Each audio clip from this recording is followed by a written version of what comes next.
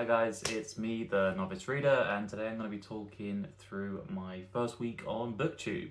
So I thought this would be nice to have a kind of a weekly update video, mainly for myself, to keep all the books I read on track, and to let you guys know what's going on during the week.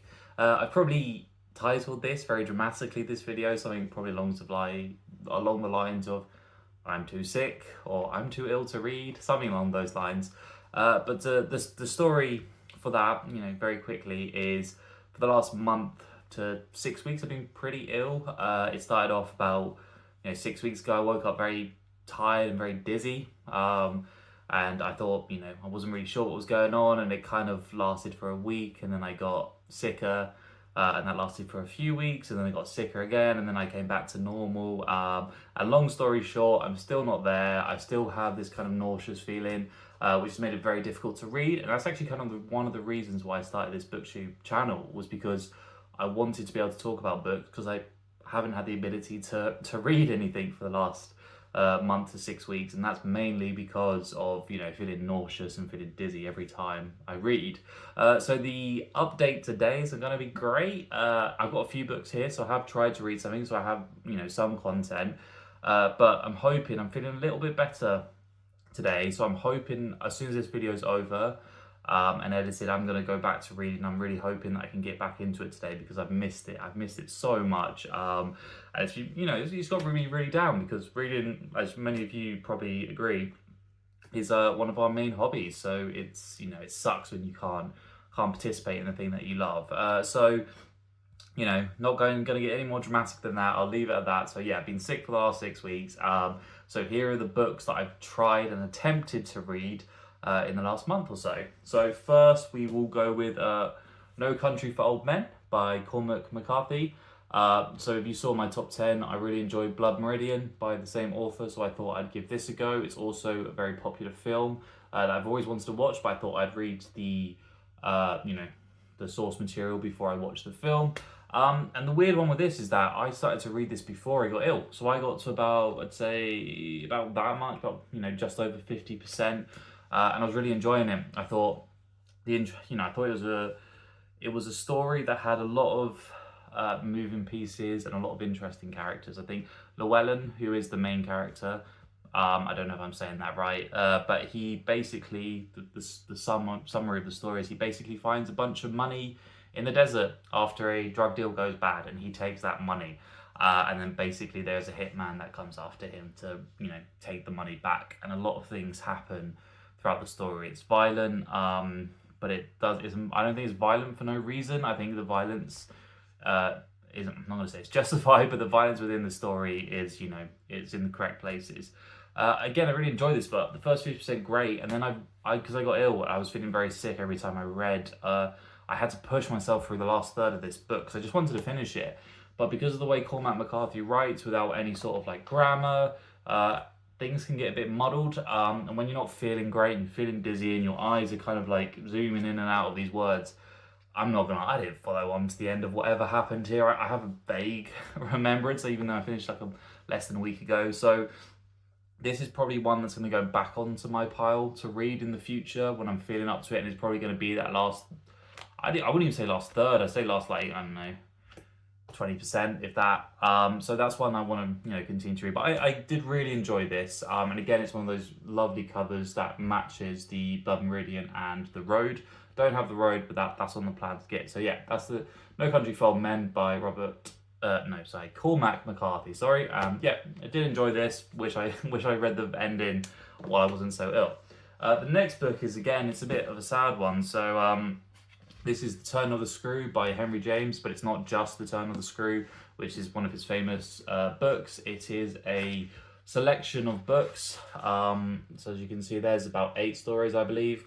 And this is one of the nice classic editions that Waterstones does. As you see, it is really nice. So the reason why I got this book was because it was part of a book club. So I wanted to get this book in the nicest edition possible, because I love classics. This is supposed to be a good horror classic, so I thought it'd be right on my street. But yeah, I only could read 20 pages of this before my my mind and my eyes gave out. So you can maybe see It's quite dense writing, which normally for me is fine, but when you're not feeling great, it's a real struggle. So I really struggled to read this, and the fact that it's classic as well, the writing style was quite difficult. So I had to, you know, stop this at about 20 pages in. It's only a 100-page short story, so it's not long at all.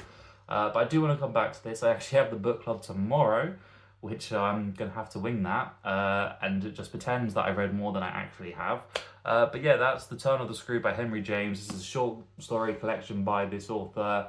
And from what I've read, the first 20 pages, it was interesting, and I use the word interesting a lot, but it gave you enough to kind of be intrigued of what's happening, but not enough really to keep me pushing through, you know, the feelings I was feeling. So we'll come back to this, but not for the time being. So that's The Turn of the Screw by Henry James. Next one, I picked up this for my birthday, which I mentioned in that video, Mr. Mercedes by Stephen King. This is a book that I'm going to try and talk about, or try and read about, sorry, to get back into reading now that I'm feeling less nauseous and less sick. So this is the one I'm going to go with. And I've read the first, I read the first 7 pages of this morning, and I will be reading this once this video is finished. And I really enjoyed this. I have watched the first few episodes of the TV show, so I know what happens. This section here, this book cover, again, is Hodder edition, and you can tell this is representative of the first scene of the book. And I haven't finished the first scene, but what I've seen from the TV show, it is quite horrendous, and it's quite a heinous scene, but I think it kind of opens up to creating a very compelling story. And Stephen King, already 7 pages in, even though I wasn't feeling great, I just kept wanting to go. So this is one I'm going to be reading next. This is Stephen King, Mr. Mercedes. Yeah, so really looking forward to that. The next one I started to read a bit more of was Jim Butcher, Side Jobs, which is his short story collection for the Dresden Files. I read the first story, the first 2 stories, I think. The first story is about 18 pages and the second story is about 3 pages. So the first short story I read was set before any of the Dresden Files, and that was Jim Butcher himself actually put a little quote in here saying that it wasn't great and it was one of his earliest attempts at short stories, so he wasn't that happy with it. But I really enjoyed it. I thought it was a great little Dresden File. Gave us a bit more background of Dresden when he was really young. First introduction, well, would have been his first introduction to Murphy, who's one of the other kind of main central characters who I really like. So that was really great to see how they actually had their first interaction. And it's, again, 18 pages isn't long, but he packs a lot into this. So I'm impressed. I'm looking forward to reading more of this. Hopefully it won't feel as bad going forward. But yeah, this is the rest of the books, the rest of the short stories are kind of scattered throughout the main series. So I've actually read, they're all there again. I've actually read the whole series, all the main entries anyway. So I want to use this to kind of fill that Dresden, that Dresden gap I have in my life until the next book comes out. So yeah, that's the Dresden Files, Side Jobs by Jim Butcher. The other book that I read was because I wasn't feeling great, so I thought, let's look at some pretty pictures instead of actual, fully written pages. So I read this, which is the first graphic novel I think I've probably ever read, which is The League of Extraordinary Gentlemen. So this is basically a bunch of literary characters from the 19th century have been put together to create like a secret team that solves problems and kind of crimes and stuff. It's great. So you've got Alan Quatermain, you've got Dr. Jekyll, Mr. Hyde, Mr. Captain Nemo from 20,000 Leagues Under the Sea. You've got the Invisible Man from H.G. Wells. You've got Miss Harker from Dracula. I don't think she goes by Miss Harker in this. You've also got Dorian Gray is featured here as well. Sherlock Holmes is mentioned in this. Mycroft is mentioned. So is I won't spoil that actually, so I'll keep that last one under wraps. But again, it's really great seeing all these literary characters kind of do like a big team up, kind of Avengers style, to solve this problem. So I've read this one, I really enjoyed it. Some of the imagery could be a bit problematic. It was created by Alan Moore in the early 2000s, so it is a bit dated, but the story itself was great. I just put a random page. Yeah, so you can see the artwork is really nice. So yeah, I would definitely recommend reading it. I've got the second one now that I'm gonna read, so yeah, looking forward to that. And the last one is a book I bought today, Stephen King, Pet Sematary. I was in Waterstones, I had my Waterstones card, and I saw the Hodder edition for the Pet Sematary. Never read it. A lot of great things, heard a lot of great things. So Stephen King, Pet Sematary is going to be my upcoming read as well.